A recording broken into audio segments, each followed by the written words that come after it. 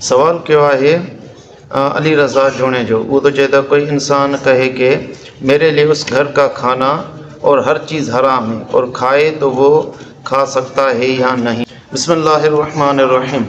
जेका सूरत बयान कई वई इहा कसम जी आहे, गोया कि वो कसम खणी रहियो आहे। हाणे जेकॾहिं उहो खाईंदो त उन सां उनजो कसम टुटी पवंदो ऐं उनखे कफ़ारो ॾियणु लाज़िम आहे।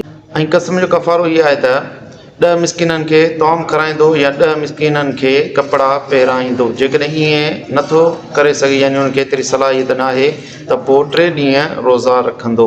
जीअं फतावा हिंदी जे अंदरि आहे त काल लगैरही वल्लाहि ला आकुलु मिन तआमिक फ़इन अकलतु मिनहु फहुव अलैहि हरामुन फ़अकल लुक़मतन हनिस फिल यमीन। कंहिं शख़्स ॿिए खे चयो त अल्लाह जो कसम आउं तुंहिंजो ताम न खाईंदुसि, जेकॾहिं मूं तुंहिंजो ताम खाधो त उहो मुंहिंजे मथां हराम आहे, त इहो कसम आहे। जेकॾहिं हाणे हिकु लुक़मो बि उनजो खाधई त उनजो कसम टुटी पवंदो ऐं उनखे कफ़ारो ॾियणु लाज़िम थींदो। ऐं कफ़ारे बाबति अल्लाह रब्बुल इज़्ज़त क़ुरान मजीद में इरशाद फरमायो आहे त उहो 10 मिस्किननि खे ताम खाराईंदो या उन्हनि खे कपिड़ा पाराईंदो या त 3 ॾींहं रोज़ा रखंदो। अल्लाहु आलम बिस्सवाब।